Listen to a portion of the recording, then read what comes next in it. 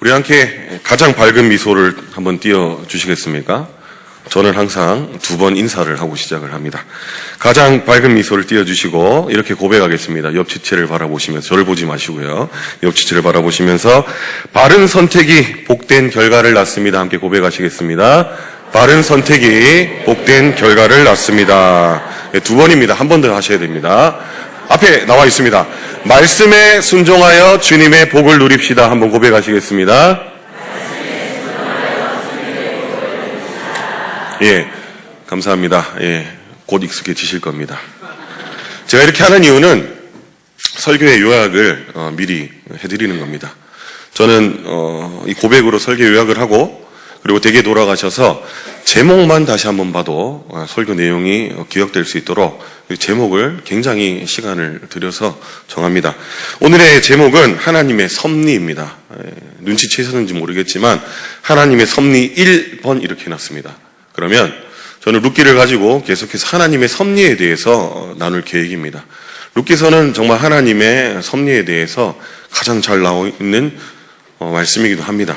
그래서 오늘 1장에서 5절까지는 이 섭리 중에서 바로 이 선택, 우리가 어떤 선택을 하냐에 따라서 하나님께서는 그 선택을 하나님의 선하심으로 바꾸셔서 우리 가운데 그 하나님의 섭리하심으로 나타내시는 것입니다. 섭리는 무엇입니까? 하나님께서 모든 만물과 그 안에 일어나는 모든 일을 완전한 계획과 뜻 안에서 다스리시고 인도하시는 것입니다. 섭리를 생각할 때 우리는 우리의 선택에 영향을 받는다고 했습니다. 근데 정리를 정확하게 하겠습니다. 우리의 선택이 어떠하든지 하나님의 섭리는 그 위에 있다는 것입니다. 바꿔서 말씀드리자면 하나님의 섭리 아래 우리의 선택이 있고 그 선택을 하나님께서 선으로 바꾸시고 그 안에서 우리를 선하게 인도하시는 것입니다. 그리고 오늘 말씀의 제목은 선택 그 갈림길입니다. 왜 선택 그 갈림길이냐? 좀 임팩트 있게 하고 싶어서 선택하고 그 갈림길 했는데 쉽게 풀어드리자면 고난의 갈림길에서의 선택이 되겠습니다. 룻기서의 배경은 이렇습니다. 룻기 1장 1절에 그렇게 나옵니다. 보시면 사사들이 치리하던 때, 사사시대인 것을 알 수 있습니다. 사사시대에는 어떤 특징이 있습니까? 보시면 사사기 2장 10절에서 11절을 보시면 그 세대 사람도 그 조상에게로 돌아갔고 이 그 세대의 사람들은 요수아 시대 사람들을 말합니다. 요수아가 마지막에 세겜에서 세계 모략을 맺습니다. 이스라엘의 이 대표들을 모아놓고 어떻게 말합니까? 너희가 오늘날 여호와를 섬기는 것이 좋지 않게 보이거든 너희가 강 저편에서 섬기던 신이든지 이 아모리 족속이 섬기는 신이든지 너희가 섬길 신을 오늘 택하라. 하지만 어떻습니까? 오늘 나와 내 집은 여호와만을 섬기겠다. 그렇게 고백하지 않습니까? 그랬더니 그 자리에 참석한 이스라엘의 지도자들이 바로 그들도 여호와만을 섬기겠다라고 고백을 합니다. 얼마나 정말 우리에게 본이 되는 모습입니까? 하지만 안타깝게도 여호수아의 시대의 사람들은 조상에게도 돌아갔습니다.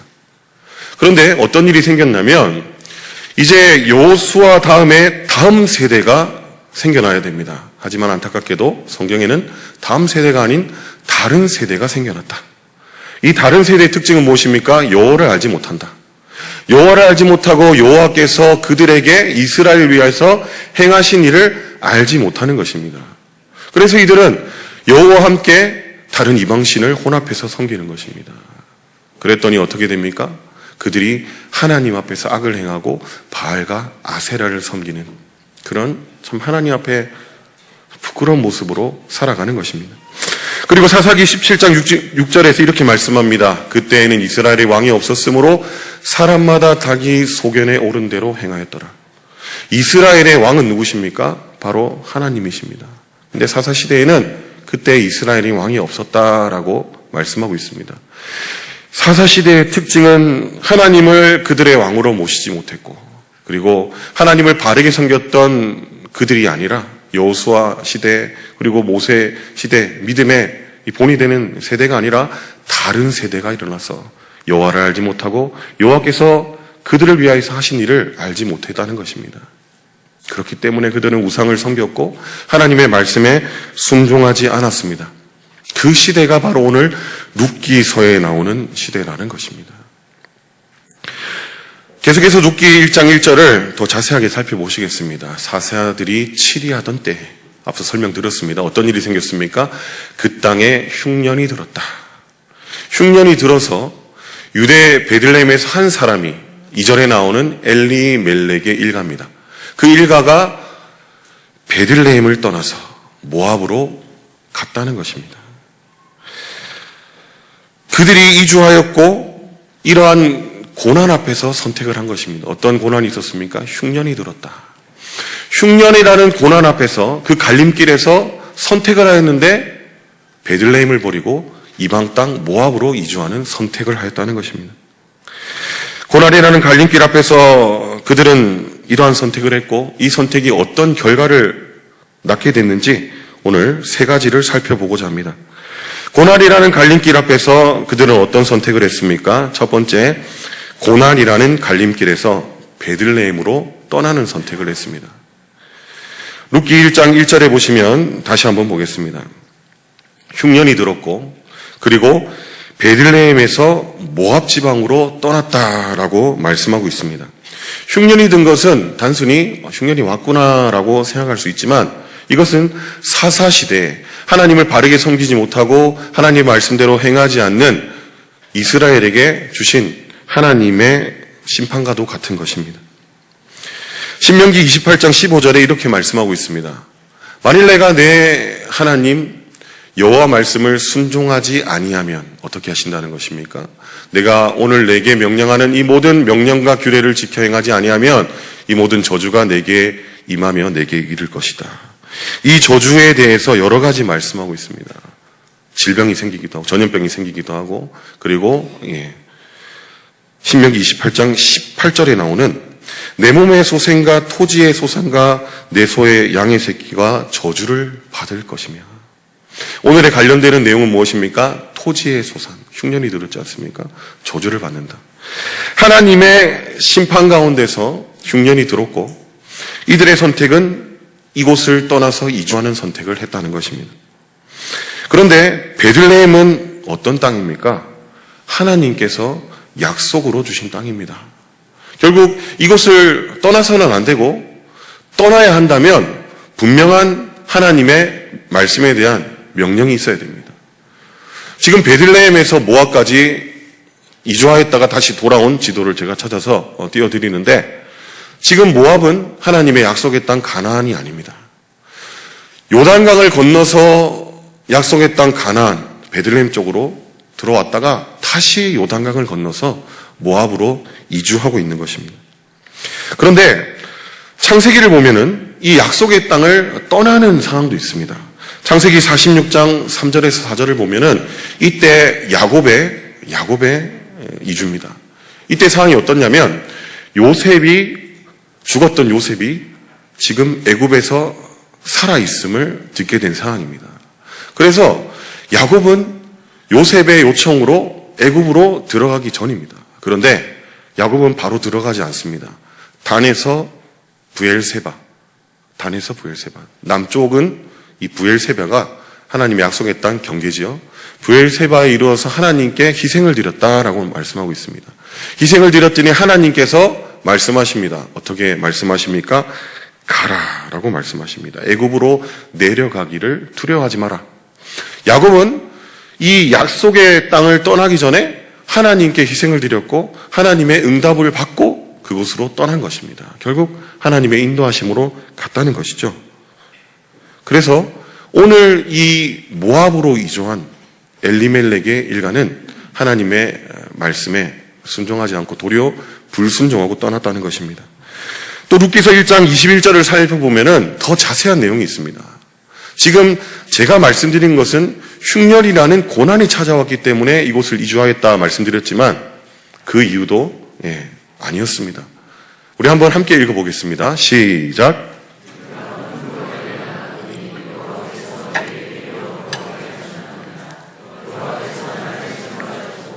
전능한 자가 나를 괴롭게 하셨거늘 너희가 어찌 나를 나옴이라 부르느냐 하니라. 룻기서 1장 21절을 보면 나오미는 엘리멜렉의 아내입니다. 남편을 잃고 두 아들을 잃고 다시 베들레헴으로 돌아왔는데 그때 나오미가 어떻게 말합니까? 내가 풍족하여 나갔다. 지금 생각하면 흉년이 들어서 어려움을 처해서 어쩔 수 없이 이주한 것 같은 내용이었지만 자세히 살펴보니까 어떻습니까? 풍족한 상황 가운데 나갔다는 것입니다. 풍족한 상황 가운데 나갔고 그 고난 가운데서 했던 결정으로 말미암아 더 큰 고난을 겪게 되었고 그래서 이제는 풍족하게 나갔는데 비어 돌아오게 되었다라고 고백하고 있습니다. 흉년이라는 고난 앞에서 베들레헴을 떠나 모압으로 이주한 결정은 미래를 준비하는 해안 있는 결정으로 보였습니다. 우리는 종종 이러한 선택을 합니다. 어떠한 정보를 많이 받고 그 정보를 분석하여서 앞으로 일어날 일을 예측하여서 미래를 대비하는 정말 남들보다 앞서가는 해안 있는 모습입니다. 하지만 어떻습니까? 오늘 그 모습이 자칫 잘못된 선택이 될 수 있다는 것입니다. 오늘 베들레헴을 떠난 이 잘못된 선택으로 1차적으로 어떤 결과가 나왔습니까? 3절 말씀입니다. 룻기 1장 3절 말씀. 나오미의 남편 엘리멜렉이 죽고 나오미와 그 두 아들이 남았다. 베들레헴에서 모압으로 떠나는 선택으로 말미암아 나타난 결과입니다. 남편이 죽었습니다. 나오미의 남편이. 왜 그랬습니까? 미래를 대비하는 지혜로운 모습 같아 보였지만 이것은 하나님의 뜻이 아니었기 때문입니다. 하나님께서 주신 기업을 버린 결정이었습니다. 하나님께서 주신 기업을 버리고 자신들의 미래를 대비했던 모습. 이것은 가장의 죽음이라는 안타까운 결과가 나왔고 더 큰 어려움을 만나게 되었다는 것입니다. 사랑하는 성도 여러분, 우리는 고난 앞에서 어떠한 결정을 해야 됩니까? 누구를 만나야 될지, 그리고 언제 해야 할지, 어디로 가야 할지, 어떻게 해야 할지, 그러한 여러 가지 선택지 앞에서 우리는 어떤 선택을 합니까? 그런데 이 질문을 우리는 바꿔야 됩니다. 바꿔야 됩니다. 우리가 누구를 만나는 것이, 누구와 함께 하는 것이 하나님의 뜻인가? 언제 하는 것이 하나님의 뜻인가? 어디로 가는 것이 하나님의 뜻인가? 어떻게 하는 것이 하나님의 뜻인가? 이러한 질문으로 우리는 바꾸어 물어봐야 된다는 것입니다. 누구에게 물어보는 것입니까? 하나님께 여쭤봐야 된다는 것이죠. 기도로서. 그래야 할 때 우리가 하나님의 편에 서서 우리가 선택을 할 때, 그 갈림길에서 하나님의 뜻을 구하고 선택을 할 때 하나님께서 우리와 함께 하시고 결국 하나님께서 하나님의 섭리 아래 우리를 하나님의 길로 인도하신다는 것입니다. 고난이라는 선택지 앞에서 주님을 바라보시고 주님께서 주시는 뜻과 그 지혜로 선택하시는 저와 여러분이 되시기를 바랍니다.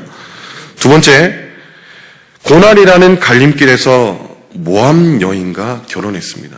갈림길에서 어떤 선택을 했습니까? 두 번째는 이 갈림길에서 모압 여인과 결혼을 했다는 것입니다. 지금 가장 엘리멜렉이 죽었습니다. 그러면 이제 또 다른 선택을 해야 됩니다. 어떻게 할 것인가? 다시 베들레헴으로 돌아갈 것인가? 여러 가지 선택지가 있습니다.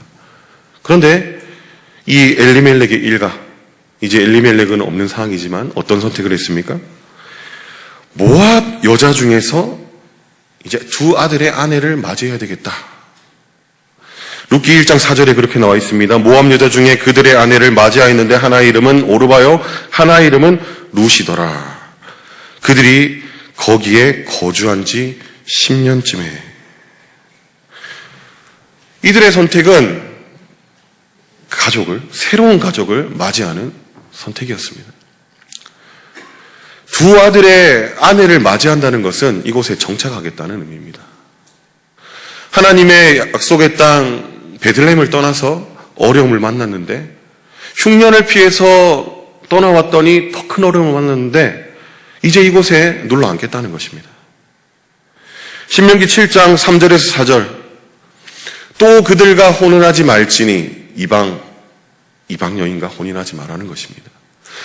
내 딸들을 그들의 아들에게 주지 말 것이요 그들의 딸도 내 며느리로 삼지 말고. 이방인들과 결혼하지 말라는 것입니다. 왜 그렇습니까? 이유가 분명합니다. 내 아들을 유혹하여 그가 여호와를 떠나고 다른 신을 섬기게 함으로 여호와께서 너희에게 진노하사 갑자기 너희를 멸하실 것입니다. 오늘날의 상황과 다릅니다. 이때는 어떻습니까? 하나님께서 이스라엘을 택하셨고 이스라엘을 이 선민으로 택하셨고 그들과 이방인들과 결혼하지 말라고 하십니다. 왜 그렇습니까? 하나님을 버릴까 봐. 하나님을 떠날까 봐 그렇게 하지 말라고 말씀하신 것입니다. 오늘 이 엘리멜렉의 일가는 약속의 땅을 떠났고 또 어떻게 합니까? 하나님의 말씀을 또 불순종하여서 이방인과 결혼합니다. 두 아들 다 그렇게 혼인을 시키는 것입니다. 그랬더니 또 어떻게 됩니까? 룻기 1장 5절 말씀입니다. 말론과 기론 두 사람이 다 죽고 나오미의 두 아들입니다. 그 여인은 두 아들과 남편 뒤에 남았더라. 지금 엘리멜렉의 일가는 엘리멜렉이 죽고 두 아들이 다 죽어버렸습니다. 참으로 안타까운 상황입니다. 또 다른 고난인 가장의 죽음 앞에서 이방 여인과 결혼을 결정을 합니다.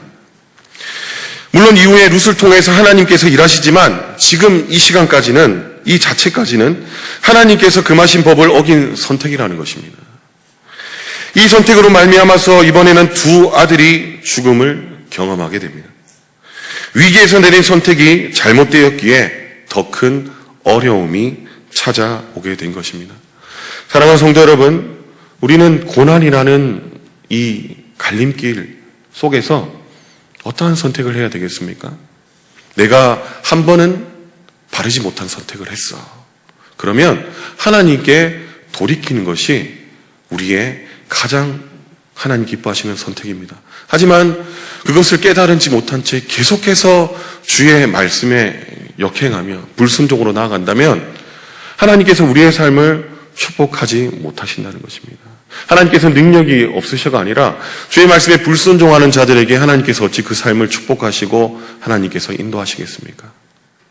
언제나 하나님을 바라보시고 우리의 형편과 환경이 어떠한다 할지라도 그 모든 것을 선하게 인도하실 하나님의 섭리 가운데 넉넉하게 이기게 승리케 만드실 하나님을 바라보시고 주의 말씀으로 돌아가시는 저와 여러분이 되시기를 바랍니다. 세 번째, 이 갈림길에서 어떤 선택을 했습니까? 고난이라는 갈림길에서 다시 베들레헴으로 돌아가는 선택을 했습니다. 바른 선택입니다. 드디어 하나님 기뻐하시는 선택을 했다는 것입니다. 룻기 1장 6절입니다. 오늘 읽진 않았지만 그 여인이 모압 지방에서 여호와께서 자기 백성을 돌보시사 그들에게 양식을 주셨다 함을 듣고 지금 오랜 시간이 지났습니다. 10년쯤 지난 상황에서도 이 나오미는 어떤 소식을 들었습니까? 베들레헴에 자기 백성을 돌보시사 하나님께서 양식을 베풀어 주셨다라는 소식을 들었습니다. 10년이 지났다고 끝난 것입니까? 아닙니다. 그렇지 않습니다. 나오미는 깨달은 것입니다. 하나님께서 우리 백성들을 돌보셔서 양식을 베푸셨구나. 하나님께서 우리를 돌보시는구나 라는 것을 깨달은 것입니다. 그래서 어떻게 합니까? 즉시 두 며느리와 함께 일어나 모압 지방에서 베들레헴으로 돌아가려 한 것입니다. 이 선택이 어떠한 결과를 낳게 됩니까? 앞선 더 큰 어려움을 당하게 된 그 선택과 다른 선택입니다. 하나님을 바라보는 선택이었고 하나님의 이 돌보심과 하나님의 은혜를 바라보는 선택. 이 선택으로 결국 룻기 4장 17절을 보면 우리는 이 결과를 이미 알고 있습니다. 이 나오미는 아직 몰랐지만 우리는 이미 알고 있다는 것입니다. 이 선택이 어떤 결과로 이어졌습니까? 계대 결혼으로 이어졌습니다. 신명기 25장 5절에서 6절입니다.